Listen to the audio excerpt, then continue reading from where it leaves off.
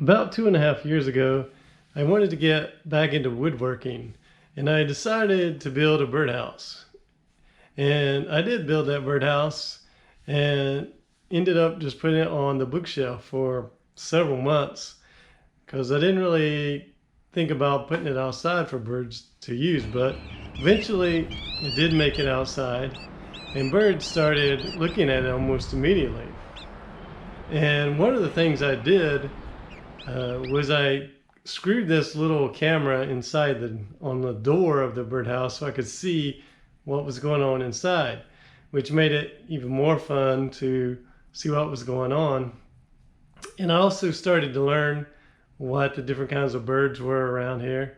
And then eventually birds made a nest in there, and I started watching the birds feed their babies and stuff like that on the camera.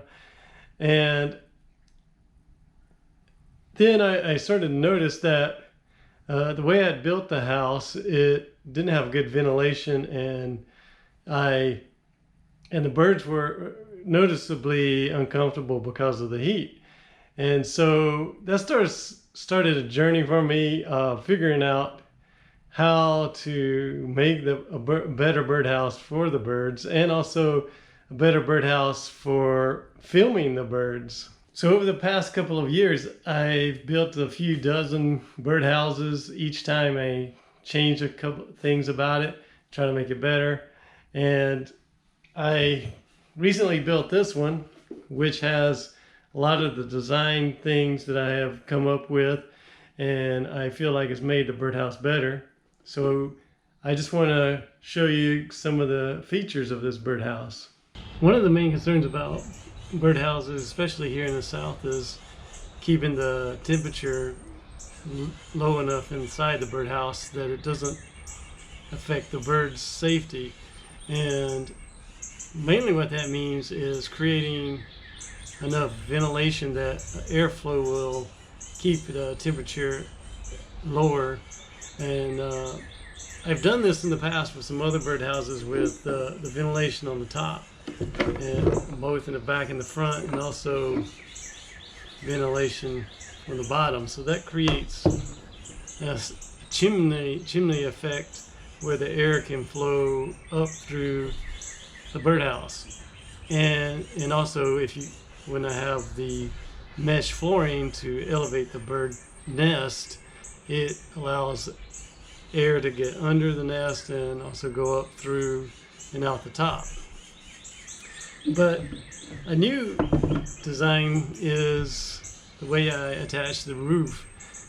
Before, the roof would be completely attached to the sides, and I feel like when the roof itself heated up, it would heat up the inside of the birdhouse. But with the roof only attached like minimally at the front like this, it doesn't have a way to get inside the birdhouse. So all that heat can dissipate underneath.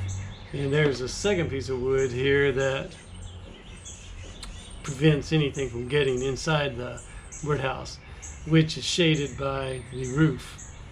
I like putting a camera inside the birdhouses so I can see what's going on.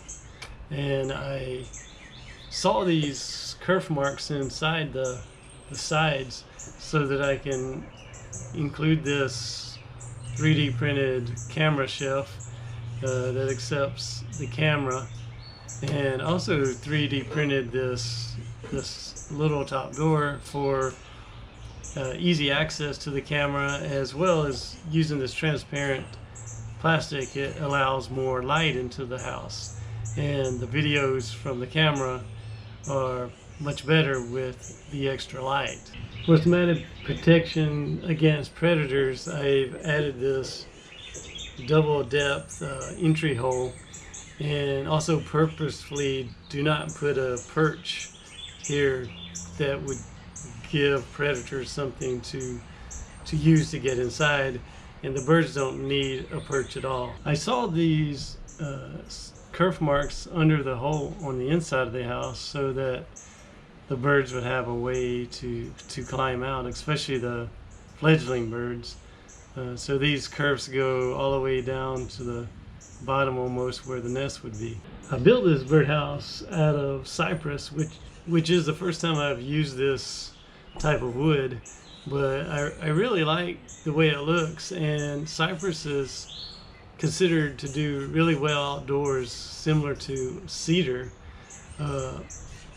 Couple of differences between cypress and cedar that I noticed is the cypress has very few knots, so it makes a more clear wood look than the cedar does, and this wood is more dense than cedar, so the overall birdhouse is heavier than if I had built it in cedar.